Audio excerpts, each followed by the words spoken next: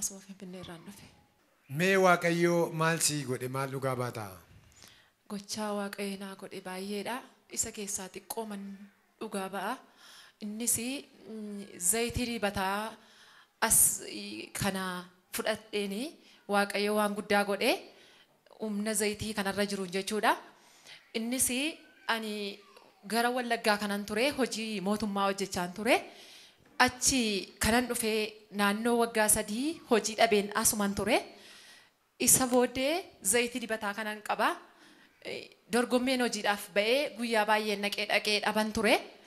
Isa booddee isa dhumaa kana beeksisii wayii ba'ee dorgommeedhaaf jechuudha. Fatanaatti dhiyaachuuf kana. Zayitii dibataa kana iskiriptoo baadheen jiru. Kanatu hin taane iskiriptoo akkasiitti jechuudha. Zayitii dibataa kanan dibee ba'a fatanaadhaaf jechuudha. Gaafan fatanaa dhaqu fatanaa kanatti teenyee nuun nama 3 duwwaadha. Namni 2 anaaf mucaan tokko walirratti dorgomtu isinii jabaadhaa nuun jedhaniiru. Mucaa ishee tokkoon immoo ati kophaa makee iddoo tokkotti dorgomtattiin jedhanii. Anaaf mucichaan garuu irra deddeebi'anii jabaadhaa isin lamaan nuun jedhu. Ani xiqqoo afaanni na rakkisa Amaariif jechuudha. Kana booddee fatanichi nuuf dhiyaate. Fatanaan dhiyaate kun mana 8 inni kaan 20 baataa inni kaan 15 baataa. Nan dubbise an jalqabuma dafee tokko hanga 8tti dubbise tokko kan hin beeku keessa jiru. Nannee ammas waggaa 3 ture. Ammas bakka kan goosanuma jedheeni yaaduu jalqabee fatanaa dhiise. Isa booddee deebi'een tokko dheen dubbisuu jalqabe. Naa dhufee yaadii calladhee nan barreessaa maal akka barreessu hin beeku nan barreessa.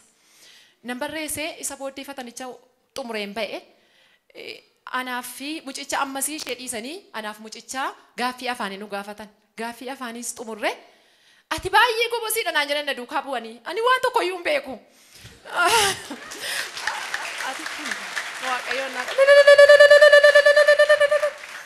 Ammati kan hin beekne afaan Amaariffaa sana hin beektu jechuudha. Afaan hin beeku garuu itti deebi'een tokko jedhee sila jalqabaa kaasee amma 8 gaafa dubbisu gaafi jaaraadha waan tokko hin danda'u.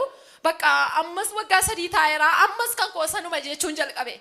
Kana booddee tokkotti deebi'ee gaafa dubbisuu jalqabu nan barreessuu jalqabe. Eessaa akkan dhufee eessaa akkan naa dhufu hin beeku nan barreessa. Lammaffaas nan barreessa sadaffaas akkuma kanan barreesse. Barreessee fixee gaaffii afaanii siif mucicha duwwaatatti dhiyaatan hin jedhamu mucaan baasan ishee durbaa jechuudha. Kana booddee gaafa fattanamee ba'u ati baay'ee magobosiidhaan naan jedhan an garuu waan tokko iyyuu hin beeku. Waaqayyo humna zayitii kanarra jiruuni Waaqayyo waan haaraa godhe maleessa. Kanaaf Waaqayyoon naa galateeffadhaa amma hojii hojjechaa jira jechuudha. Inni lammataa immoo dhuga baatiin koo inni lammataa immoo as gaafa gorsaa jechuudha dafinoorraa as mana kana dhufee ergamaa geetu daannaa kadhadhaa jennaan manan qabuun ture. Manan bitadha jiree lafas nan bitadha jedhee si'a meeqaa ji'a 3 guutuu marmaaree bitachuu hin dandeenye. Isa dhumaa nan dhufe addana naa kadhadhaa manan bitadhaa jedheen inni barbaadeen jedheen. Sii ta'eera naan jedhan akkasumatti xiqqoomaa sii ta'eera bakka naan jedhanii. Kana booddee torban 2 tun guutiin mana bitadhee amma manan qabaa jechuudha Waaqayyoon kanaafis naa galateeffadhaa. Dhuga baatiin koo sadaffaan ammas gara biyyaa deemee 10 kaleessaa jechuudha. 10 sanba duraa'een gaddaa gara biyyaa deemee etuun achi as deebi'aa jiru. Makiinaa keessa gallee etuu achi as deebi'aa jirru. Waraanni nurratti kaa'a makiinaa keessatti jechuudha. Gidduu gallee jirra. Waraana gidduudhaan gallee jechuun xooree rukuttaa gidduu gallee jechuudha. Rukuttaa gidduu gallee shufeeriin na'ee makiinaa fudhateetu ayyallaarra kaa'a. Gajjallaasaa ayyallaa jira. Rukuttaadhaan hundumtuu hin iyyaa wadhee iyyaa. Isa booddee makiinaa shufeeriin ayyallaarra fudhatee kaa'a. Makiinaa zayitii dibataa fuudheen. Lubbuun nama tokko maqaa Yesuus Kiristoosiin as keessaa waan ta'in jedheen humna zayitii kanaatiin jedheen hundi makiinaa teessoo makiinaa jalatti nammeetu wedhee iyyaa. Ani isa booddee lafaa ol ka'ee namni hunduu namni taa'aa jiru hin ciisu malee. An garuu mucaa baadhee mucaa waggaa 4 walakkaa baadhee ka'een ijaajje zayitii keessa facaasa makiinaa keessa. Lubbuun nama tokko iyyuu waan ta'in humna wangeela Yesuusiin jedheen zayitii dibataa kana hin facaasa. Isa booddee makiinaan asichi ayyallaarra kaa'eeru hin dhaabbate. Isa rukuttaarra iyyuu ayyallaatti nu naqee olee jechuudha shufeerii. Isa booddee hin dhaabbate. Saatii walakkaa fachuma keessa taa'anii iyyuu an maqaa Yesuusiin waan tokko iyyuu hin taane dheeni. Isa booddee waan tokko tuun taane saatii walakkaa booddee makiinaa mastaatii isa caccabaa sana achi as baase fuudhee bahee jechuudha. Nagaadhaan etuu namni tokko waan ta'in lubbuun nama tokkotu waan ta'in nagaadhaan baanee gallee kanaafis Waaqayyoon naa galateeffadhaan jedha.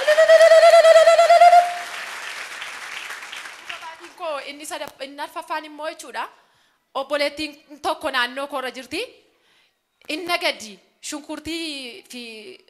shunkurtii fi dinnicha wayii gulliitiitti baastee nagaddi. Asii warri Waaqayyoon hin qabne baay'ee nagadatu. Ani Waaqayyoon nan qaba. Fuula Waaqayyoottis nan bu'a. Garuu immoo birrii 30 nagadadheen oolu jetti. Jennaan ati Waaqayyoon kadhadhu. Zayitii dibataa kana immoo yeroo dhuftee nagaduuf lixu mana kee kana keessatti firfirsiiti maqaa Yesuusiin jedhiitii nagada kee jalqabiniitiin jedha. Isa booddee zayitii dibataa kana dhuftee mana kootii fudhattee borumtaas akkas goote. Isa booddee birrii boorsaa keessaa baastee kunoola wanta Waaqayyo godhe. Kanaan dura birrii 30 caalu waan inni nagadanne har'a Waaqayyo waan inni godhe jettee birrii akkasitti gannatte 150 baay'eedha amma isaan beeku. Akkasitti gannatte ilaa kana wanta Waaqayyo godhe ilaali naan jette. Kanaafis dhugaa baay'ee naan jette. ደሜት ባላለች ለብዙ ጊዜ ለ3 አመት ስራ ፍለጋ ትቸገር ነበር ወደ እግዚአብሔር ሰው በመምጣት የእግዚአብሔር ሰው ጸለየላት ተሳካላት ስራ አገኘች ከባድ የሆነ ፈተና ተወዳድራ አሸነፈች ሌላው የምስክርነቷ ደግሞ ቤት የላትም ነበር የእግዚአብሔር ሰው ቤት ፈልጋለሁ ብላ የእግዚአብሔር ሰውን አጸለየች የእግዚአብሔር ሰው ጸለየላት እንደውም ቤት ገዛች በመንገድ ላይ የሄደች የመኪና አደጋ ገጥሟት በተጸለየበት ዘይት ላይ ጸለየችበትና ሁሉም ሰው ከዛ አደጋ እንዲተርፍ አደረገች እንደው ደግሞ እህቷ በንግድ አይሳካትም ነበር የተጸለየበትን ዘይት ለሷ ሰጣ ከዛም በኋላ እህቷ እንድትሳካለት ምስክርነቷን ሰጣለች እግዚአብሔርን እናመሰግናለን